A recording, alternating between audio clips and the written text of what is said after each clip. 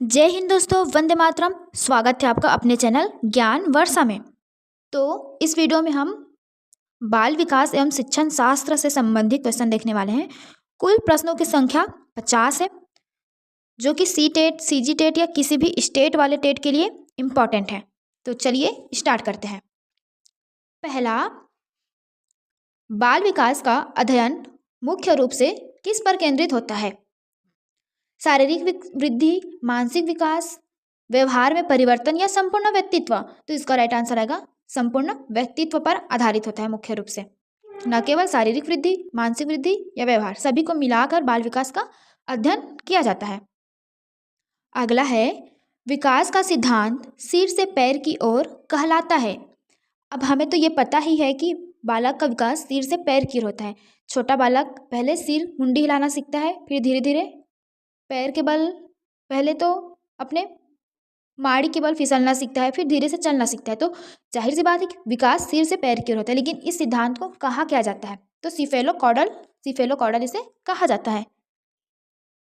अगला है, बालक में तर्क शक्ति का विकास किस अवस्था में अधिक होता है? शैशवावस्था, बाल्यावस्था, किशोरावस्था या प्रौढ़ावस्था? तो तर्क लगाने की क्षमता या शक्ति का विकास तो किशोरावस्था में होता है।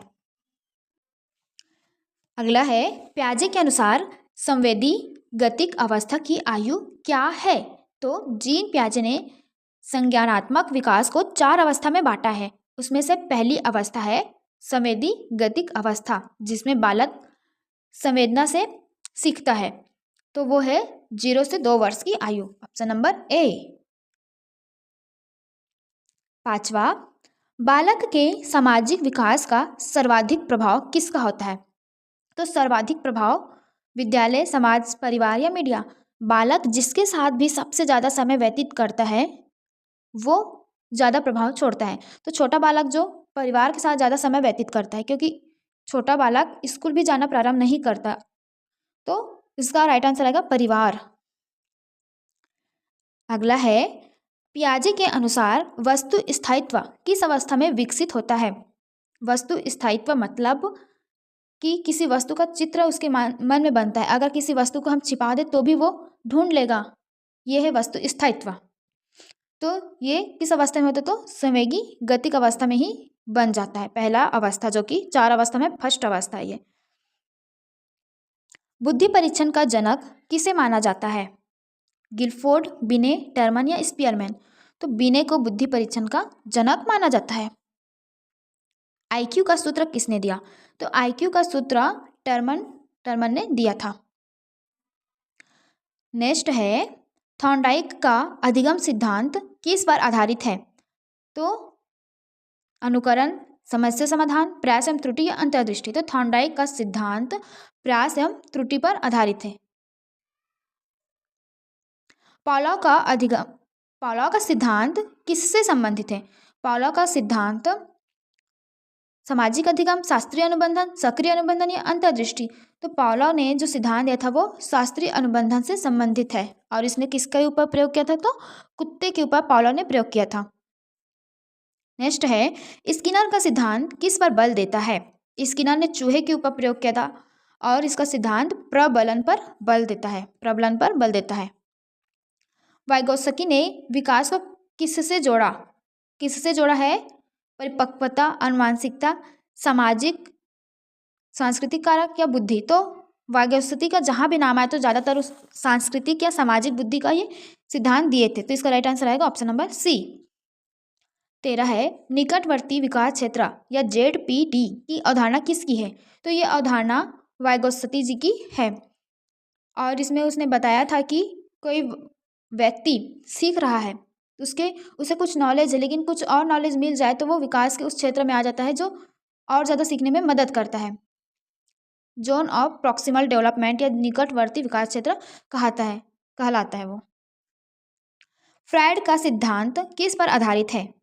तो ज्ञानात्मक विकास, मनोविश्लेषण, व्यवहारवाद या मानवतावाद? तो इसका राइट आंसर आएगा मनोविश्लेषण। फ्रायड का सिद्धांत मनोविश्लेषण पर आधारित है।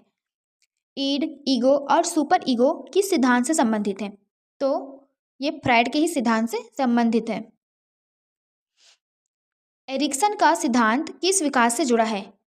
शारीरिक, सामाजिक, भावनात्मक, भाषा या नैतिक? तो इसका राइट आंसर आएगा सामाजिक या भावनात्मक, option number B. Kohlberg Kohlberg का सिद्धांत किससे संबंधित है? कोहलबर्ग का सिद्धांत नैतिक विकास से संबंधित है, और अगर कोहलर का सिद्धांत पूछा गया है तो अंतर्दृष्टि से संबंधित है। ठीक है, कोहलबर्ग नैतिक विकास का सिद्धांत दिए हैं। नेक्स्ट है, बालक की प्रथम शिक्षक कौन होती है? बालक का प्रथम शिक्षक हमेशा माँ होती है। 19, अधिगम को स्थायी परिवर्तन कहा जाता है। अधिगम को स्थायी परिवर्तन कहा जाता है, तो व्यवहार में परिवर्तन होता है स्थायी, उसे अधिगम कहा जाता है। अनुकरण सिद्धांत किसने दिया? अनुकरण का सिद्धांत बेंडूरा ने दिया था, याद रखिएगा, बेंडूरा ने दिया है। और बेंडूरा का जो सिद्धांत है वो किस पर आधारित है? तो बेंडूरा का सिद्धांत देखकर सीखने पर आधारित है। छोटा बच्चा देखकर ही सीखता है। छोटा बच्चा अपने घर में अपने दादा दादी को देखता है, फिर उसका नकल करता है, इस प्रकार वो देखकर सीखता है। गिलफोर्ड ने बुद्धि के कितने आयाम बताए हैं? तो गिलफोर्ड ने बुद्धि के 3 आयाम बताए थे, 3 आयाम उसने बताया है। नेक्स्ट है, भावनात्मक बुद्धि की अवधारणा किसने दी? गार्डनर ने, गोल्डमैन ने, स्पीयरमैन ने या थॉर्नडाइक ने? तो इसका राइट आंसर आएगा गोल्डमैन ने भावनात्मक बुद्धि की अवधारणा दी है। बहुबुद्धि सिद्धांत किसने दिया? तो इसका राइट आंसर आएगा गार्डनर, हार्वर्ड गार्डनर ने बहुबुद्धि का सिद्धांत दिया था। ठीक, सृजनात्मकता का संबंध किससे है? स्मरण, नकल करना, नवीनता या अनुशासन? तो नवीन रचना जो पहले कभी किसी ने नहीं किया हो या थोड़ा हट के हो, तो उसे हम सृजनात्मकता कहेंगे, ऑप्शन नंबर सी। अधिगम का कौन सा नियम अभ्यास से संबंधित है? तत्परता, प्रभाव, अभ्यास या समानता?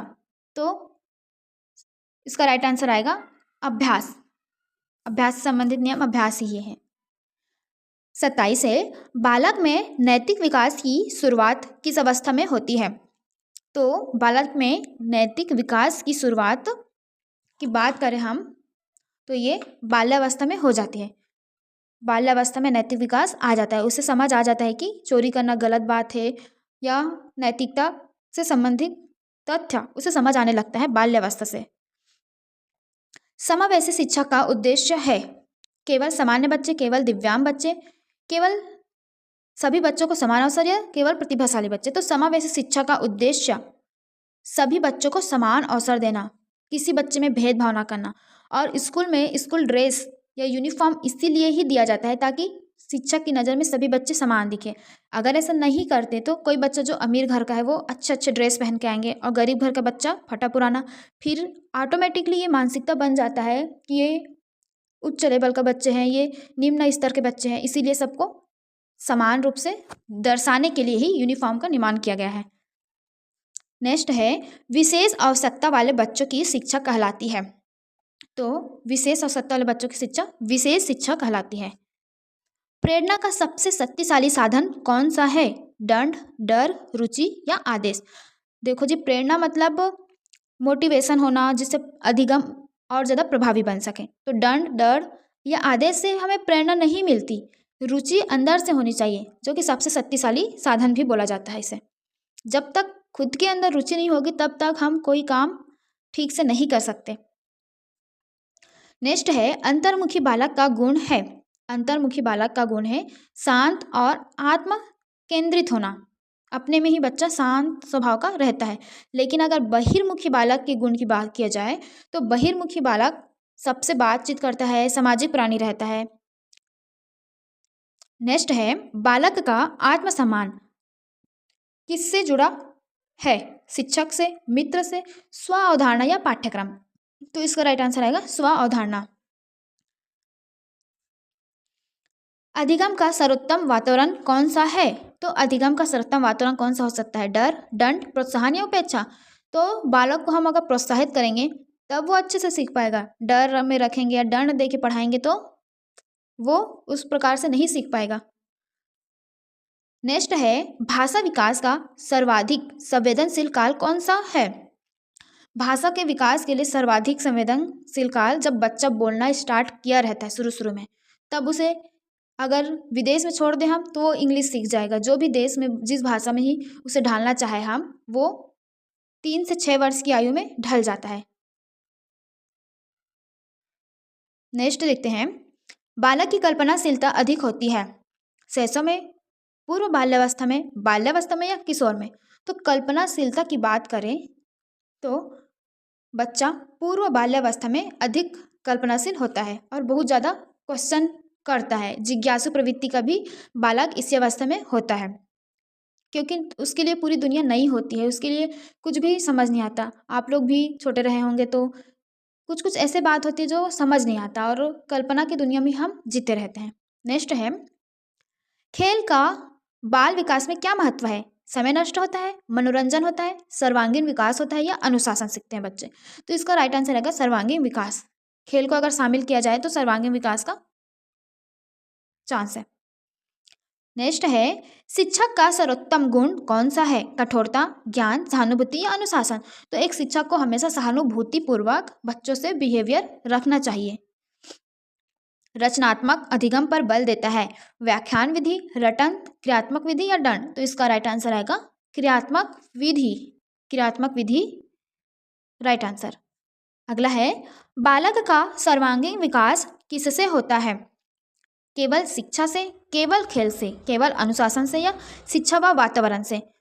तो केवल शिक्षा से नहीं हो सकता, केवल खेल से भी नहीं, या केवल अनुशासन से ही सर्वांगीण विकास संभव नहीं है।